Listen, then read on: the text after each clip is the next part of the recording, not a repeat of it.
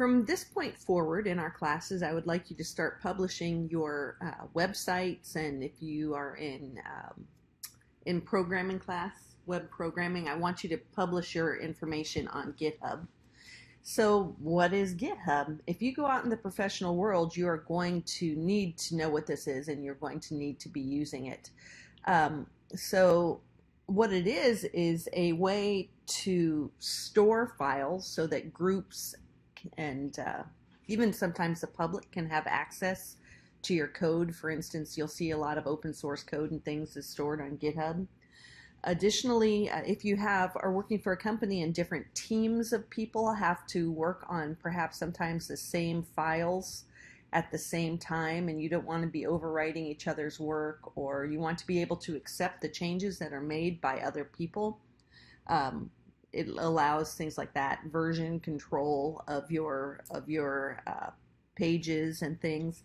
It also allows for branching. So say you're building an app and you want to be experimental and try one path to do one thing and maybe keep the old path.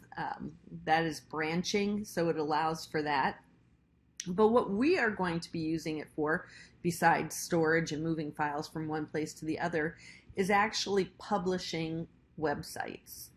So the first thing that you need to do is actually log into or create an account at github.com and make it something kind of professional, because this may be the type of account that you will carry into your professional career.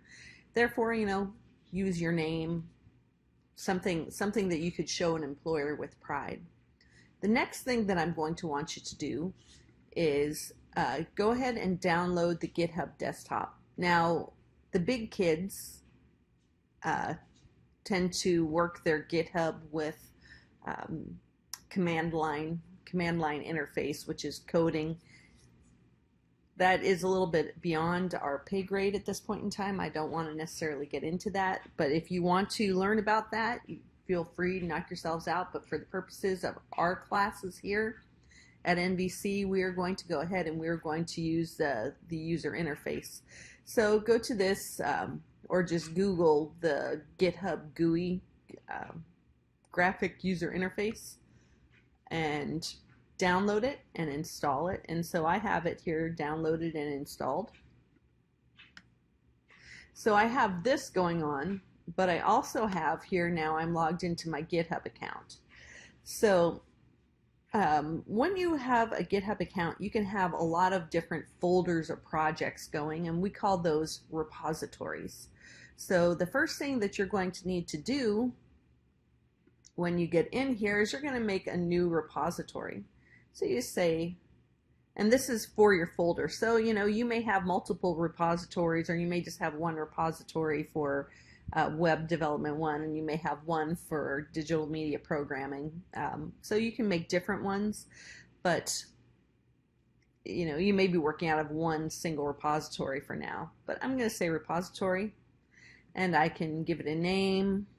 And again, if I want this to show up nice, I can make this HTML1 repository. If I want to give it a description, that's optional. I'm going to make it public. Sometimes when you want to make things private, you actually have to have a paid account, so we don't want to do that. You can go ahead and initialize this repository with a README, because we will be cloning the repository to our computer. So I'm going to go ahead, I'm going to leave these right now. I'm going to create the repository.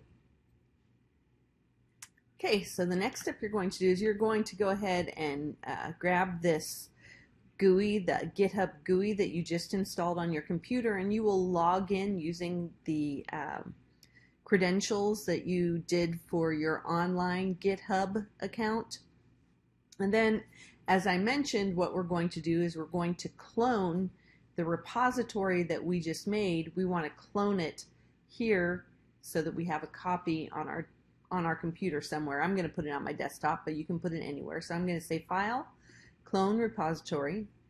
And so this is pulling up all of the things that I have on all the repositories that I have in my GitHub repository. And we can see here this HTML1 that I just created is there. So it's giving me a location where I can put it, and right now I have a GitHub folder on my desktop where things are automatically going into, so I'm going to go ahead and choose that, and I am going to go ahead and I'm going to clone that. So now if we look at my server, or excuse me, at my desktop,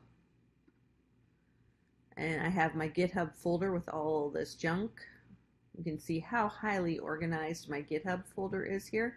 Now I have an HTML1 folder because I've cloned this folder that is in my cloud account on GitHub, and I put this README that helps me connect. So we're good there. So I'm going to go ahead and do that. And now if I'm going to make a website, I can open up that folder with brackets or Sublime or whatever it is I'm going to use. But since we are an Adobe school, I'm going to go ahead and open up a new site, manage a site with my Dreamweaver. So I'm going to go ahead and I'm going to make a new site, and I'm going to point it. See, it's already going to my GitHub. That's nice. So I'm going to just call this HTML1.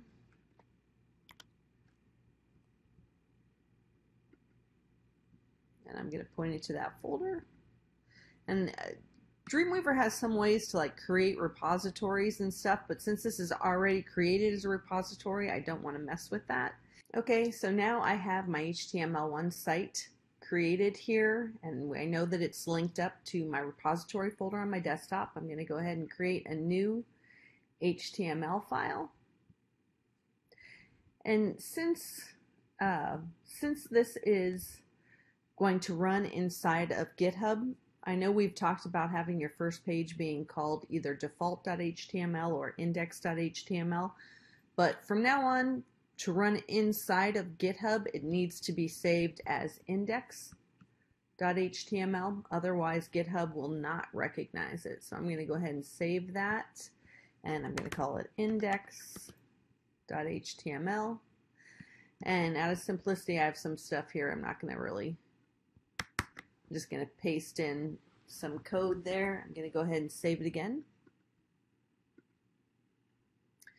And now I'm going to have to move the things that I have in my GitHub, or in my desktop folder repository up to the GitHub site out in the cloud. So I'm going to go ahead and click on this, and you can see I actually had a commit before that. But what you have to do is make a commit, which kind of puts things here in the local memory. It writes things to the memory here. So I am going to go ahead and so it tells me all of my different changes.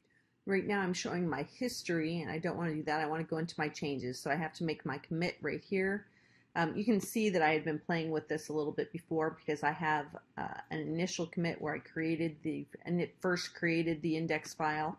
And here are the changes that I just made, and you can see that they are all showing up. And this is the way that GitHub tracks, does version control and can track changes across teams where teams are working with the same file. So I am going to go ahead and go into changes, and I have to make my commit. I'm going to say new index because that's what it is. And I could put a description if I want here.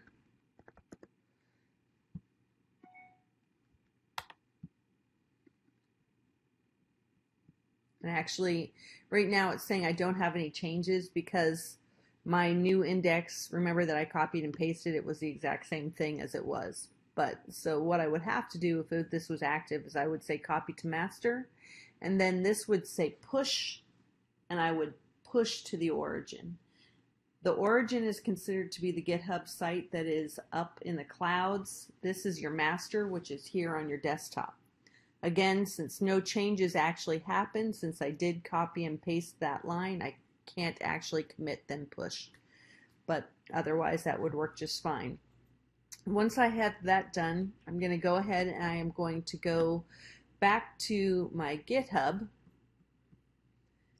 to my repository.